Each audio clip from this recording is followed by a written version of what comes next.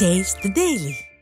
தஞ்சை மாவட்டம் பட்டுக்கோட்டையில் பூ வியாபாரம் செய்த பெண்ணை காவல் ஆய்வாளர் திட்டி தாக்கியதாக புகார் எழுந்துள்ளது. நாடியம்மாள் என்ற பெண்ணையும் அவரது 9 வயது மகளையும் போக்குவரத்து இடையூறாக பூக்கடை வைத்ததாக கூறி பட்டுக்கோட்டை காவல் ஆய்வாளர் மாரிமுத்து ஜீப்பில் ஏற்றி அழைத்துச் சென்று பொதுவெளியில் திட்டி அவமானப்படுத்தி தாக்கியுள்ளார். நடைபாதையை ஆக்கிரமிக்கும் கார்ப்பரேட் நிறுவனங்கள் மீது நடவடிக்கை எடுக்காமல் சாமானியர் மீதுதான் விடிய அரசின் ஏவல் துறை நடவடிக்கை எடுக்குமா என மக்கள் சாடியுள்ளனர். உனக்கெல்லாம் என்னடி மரியாதை, நீ என்ன ஜாதி மட்டும் நடந்துக்கிற, உனக்கெல்லாம் என்னடி மரியாதை கொடுக்கணும் அப்படின்னு சொன்னாரு சார். ஸ்டேஷன் எவ்வளோ நேரம் உட்கார வச்சாங்க? 2.5 மணி நேரம் இருக்கு சார். எத்தனை மணிக்கு காலைல நடந்தது?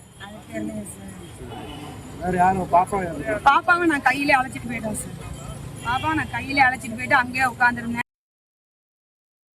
புதுக்கோட்டை மாவட்டம் அறந்தாங்கியில் தையல் பொருட்கள் விற்பனை செய்யும் கடையில் பணம் திருடப்பட்டுள்ளது. தாலுகா ஆபீஸ் சாலையில் உள்ள கதிரேசன் என்பவரது தையல் பொருட்கள் விற்பனை செய்யும் கடையின் பூட்டை உடைத்து அடையாளம் தெரியாத நபர் 65,000 ரூபாய் பணத்தை திருடி சென்றுள்ளார். மேலும் சம்பவத்தின் சிசிடிவி காட்சிகளும் வெளியாகி மக்களிடையே அச்சத்தை ஏற்படுத்தியுள்ளது.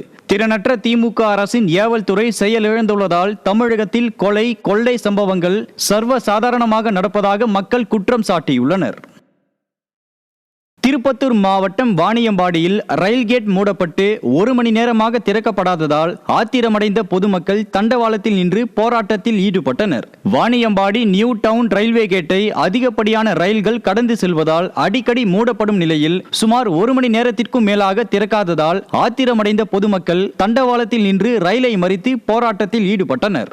மேலும் அவ்வழியாக காரில் சென்ற அதிமுக சட்டமன்ற உறுப்பினர் செந்தில்குமார் அதிமுக ஆட்சியில் நியூ டவுன் ரயில்வே கேட் பகுதியில் மேம்பாலம் அமைக்க பணிகள் தொடங்கப்பட்டதாகவும் திமுக அரசு வழக்கு போட்டதால் மேம்பால பணிகள் நிறுத்தி வைக்கப்பட்டுள்ளதாகவும் குற்றம் சாட்டினார்.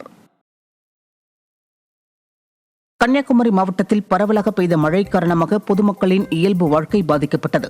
வடகிழக்கு பருவமழை தொடங்கிய நிலையிலேயே ஆரஞ்சு அலர்ட் எதிரொலியாக நாகர்கோவில், தக்கலை, குலசேகரம், பேச்சுப்பாறை உள்ளிட்ட பகுதிகளில் பரவலாக மழை பெய்தது. இதன் காரணமாக தீபாவளி பண்டிகைக்கான வர்த்தகம் பாதிக்கப்பட்டது. மேலும் தீபாவளி பண்டிகைக்கு புத்தாடைகளை வாங்க முடியாமல் மக்கள் திண்டாடினர். நெல்லை மாவட்டம் வண்ணாரப்பேட்டையில் தீபாவளி பண்டிகையை முன்னிட்டு கடும் போக்குவரத்து நெரிசல் ஏற்பட்டது.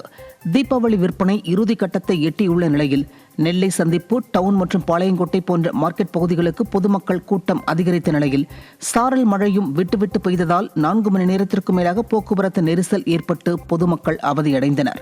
ஸ்டாலின் அரசின் போக்குவரத்து காவலர்கள் நெரிசலை குறைப்பதற்கான நடவடிக்கைகளை மேற்கொள்ள வேண்டும் என பொதுமக்கள் வலியுறுத்தினர்.